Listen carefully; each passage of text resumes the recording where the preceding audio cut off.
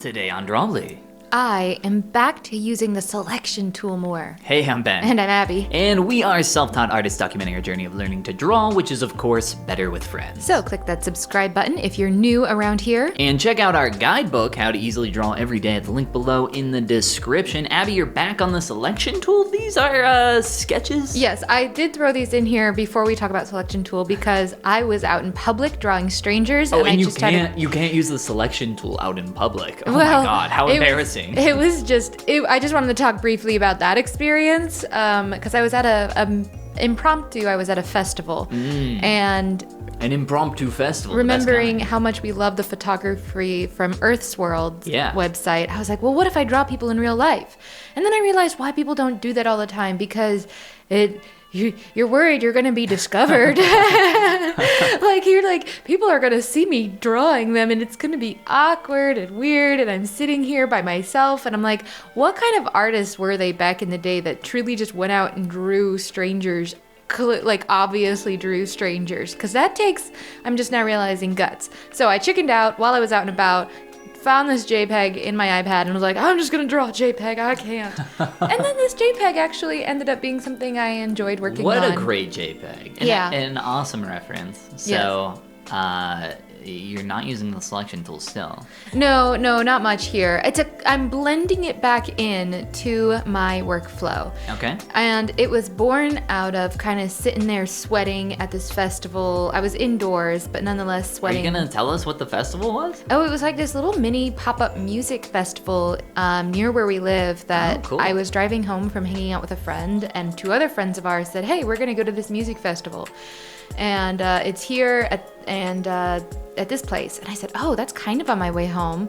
So I battled through to find horrible parking and got there an hour and a half early. An hour and a half early? But I knew that. I knew I was doing that. The reason why you did this was because the traffic was terrible, right? Also, the traffic to actually go back home was really bad, but honestly, I wasn't even thinking of that. It was just more spontaneous, like, that sounds like a good time. So I got there, and I didn't even have my wallet, or I thought I didn't. Turns out I did the whole time. And then you found $5? Well, actually, I had $9 in my purse. You texted me and you said, cash. I have $9 to my name. And I was like, what? So I had to circle all the food trucks and find the best deal. And these days, even a burger, like something like that, is $14 from a food truck. But I found somewhere that was like hamburger, $8, and they were like, I was like, I want hamburger. And they're like, you want to add cheese? I want hamburger. And I said, well, I have $9. How much is cheese? And she said $1. And so I said, well, with tax, I probably can't afford that. So I was kind of bummed out. But then this happy man, came out of the truck and looked around and said, somebody order a burger?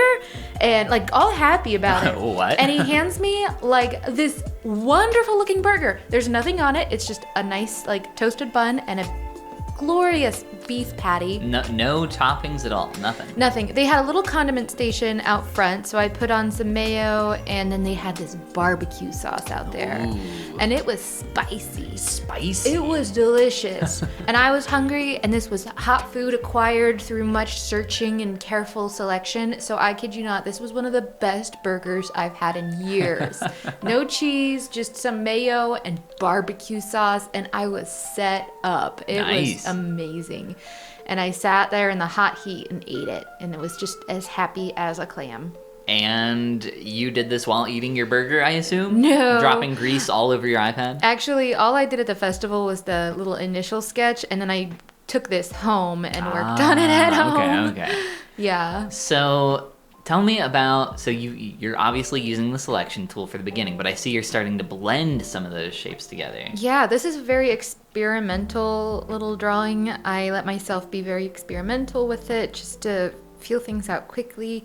I was testing myself to see what I could do and what I could create. You're flipping your canvas? I'm flipping my canvas, yes. I'm experimenting. Wow. Right? Impressive. I'm here for it. And on my mind was like, okay, I want to try to get the values down pat. I want proportions to look roughly okay. The eye, I was convinced... is looking awesome. Thank you. I was convinced I could do it without, I didn't really use a selection... No, I only pretty much used a selection tool on the eye. Okay. Which was really interesting to try to, sort it together like a weird little puzzle piece. Yeah, that's what the selection tool is. Yeah. You can... think of it as like creating planes, but I mean, you can be more interpretational with aspects like an eyeball. Yeah. Because an eyeball is a sphere, and you're not creating the planes of a sphere, obviously. Yeah. Well, we did an artist adventure recently. We studied an artist who worked pretty much exclusively with the selection tool, so I was pretty inspired. It might have been Mikal. I think it was, yeah. You can see that in one of our recently posted videos. If you scroll back a little bit, go check out Mikal's artwork because it's really, really cool. Very beautiful. Yeah, I remember when we first discovered the selection tool, I was immediately in love with it because I was like, this is something that I can like actually wrap my head around. Because it was very similar to sculpting. And I was kind of horrified. I was like, what is this? Clip Studio? Or not Clip Studio, that's a really nice software, but like Microsoft Paint. Yeah. Kind of in a way. Yeah. But like the simplicity of the tool where there's like this disconnect for me initially where like using lines especially was like this horrible experience where I was like, I have no idea what to do with these ding dang lines. But then I discovered the selection tool and I was like, shapes, I know these are things I know. Thank you, yes please. gimme. Question for you, are you only on a singular layer for this thing? No, I've got a hair layer and a face layer for the vast majority of this, and then I do merge them towards the end. Yes. But this it was is looking super cool. Thank you. I was pretty pleased with how it was turning out. It still had some like technical issues in terms of her actual profile, and I do actually fix that slightly, I think, before the end. But yeah, it was a blast to work on. I liked how orange it was. I think that the reference is actually a very good painting. Oh, what? Oh, is it? Look at the hair in the reference. See how it's almost It's a little small on the strokes? screen for me, so it's hard for me to tell. But I'd have to zoom in. Oh, yeah. Yeah, I think it is. It's just a really, really good painting. Definitely I thought it was a photo, so I was like, oh, that's cool. I'll use this photo. And it turns out it's just somebody who's way better than me. No, that's cool.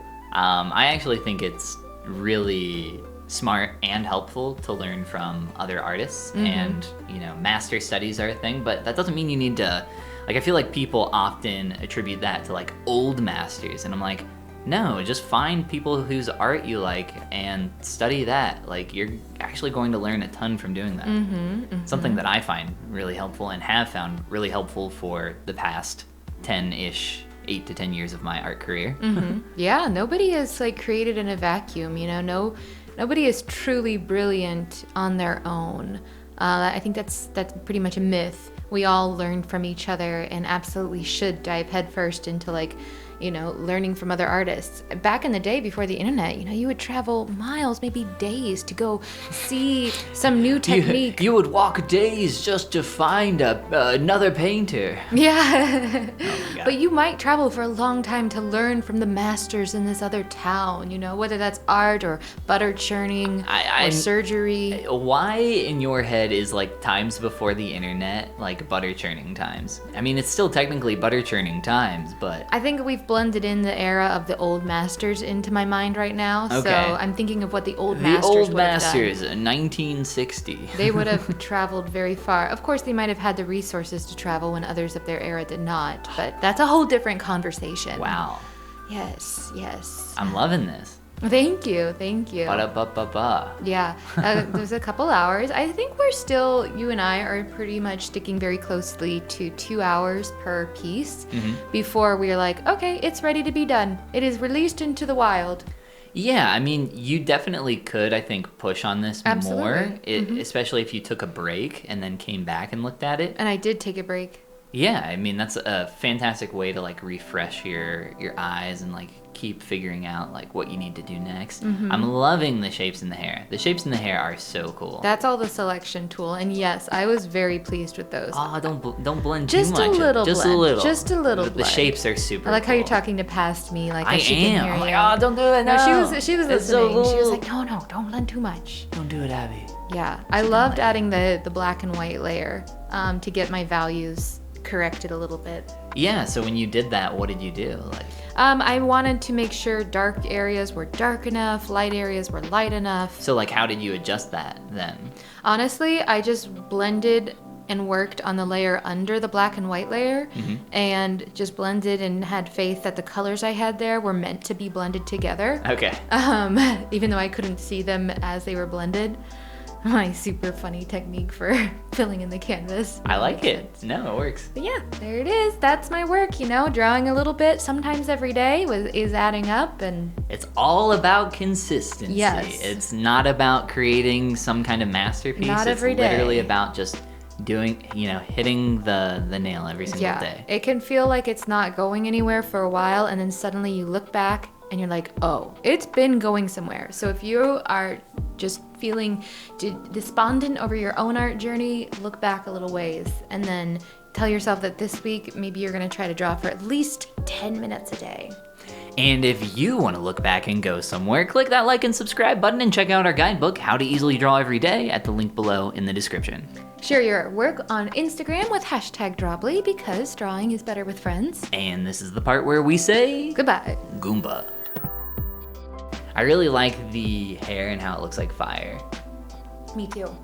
That's cool. I was very fond of that. Fond fire hair.